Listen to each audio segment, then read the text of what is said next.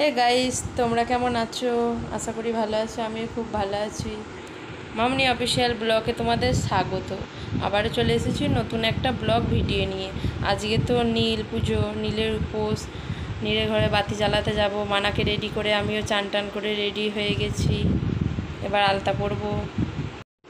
আজকে তো সারাদিনে উপোস আমার আর মায়ের।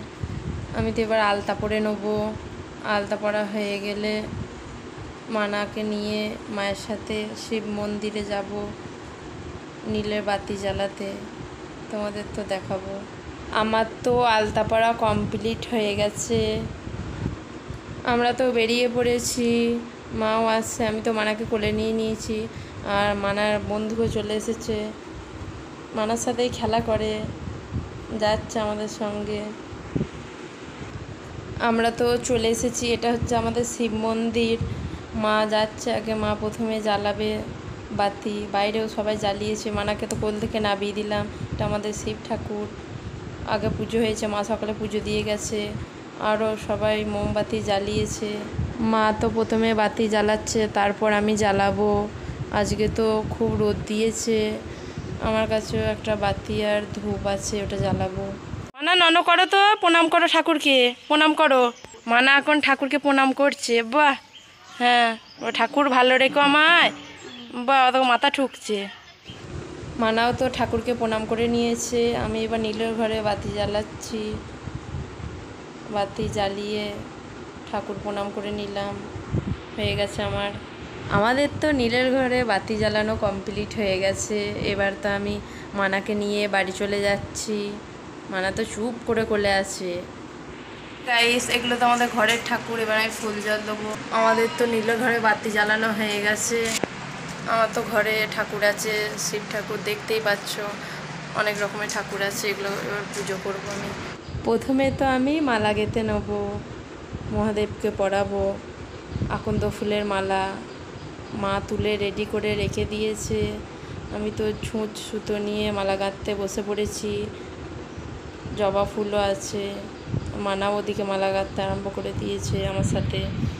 আমার তো আকন্দ ফুলের মালা গাঁথা কমপ্লিট হয়ে গেছে। এবার আমি চন্দন ঘষে নেবো। এখানে তো দেখতে পাচ্ছ কি কি আছে। এখানে তো চান জল আছে, এখানে ঘি আছে, আর এখানে মধু ঠাকুরকে দিতে হয়। এবার আমি চন্দন বাটবো। আমি অল্প গঙ্গা জল দিয়ে দিচ্ছি, দিয়ে ঘষে নেবো চন্দনটা। চন্দন পরাবো মহাদেবকে। হালকা করে ঘষে নিয়েছি। দেখো আমার ঘষা কমপ্লিট হয়ে গেছে।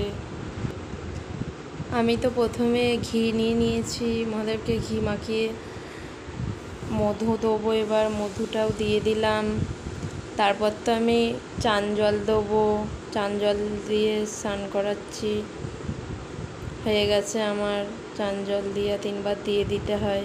এবার আমি আকন্দ ফুলের মালাটা পরিয়ে দিলাম।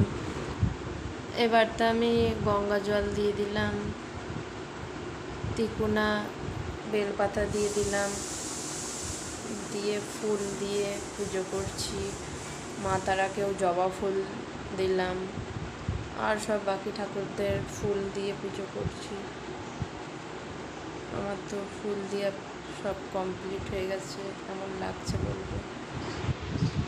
আমি তো ঠাকুরকে খেতে দিলাম কলা, আপেল, আঙুর ফল, সন্দেশ, তরমুজ আর গঙ্গা জল দিয়ে একটা ধূপ দেখিয়ে প্রণাম করে নিলাম। আমার তো পুজো দেওয়া কমপ্লিট হয়ে গেছে। এবার তো একটু খাওয়া দাওয়া করে নেবো। আমাদের তো কাবলি ছোলার ঘুগনি হয়েছে। মা আগে ঘুগনিটা করে রেখেছে। মা তো এখন গরম গরম ফুলকো ফুলকো লুচি ভাজছে।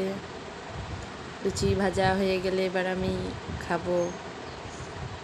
কি সুন্দর লুচিগুলো ফুলছে, একবার দেখো। লুচি তো হয়ে গেছে। মায়ের তো লুচি ভাজা হয়ে গেছে। দেখলাম লুচি আর ঘুগনি নিয়ে নিয়েছি, খাচ্ছি। আর মানাও আমার সাথে যা করছে করুক, খেয়ে নিই আমি। আজকে তো নীলের উপোস, মানে ভাত খাওয়া হবে না, অন্য এই খেয়েই সারাদিন কাটাতে হবে আজকে আমাকে আর মাকে।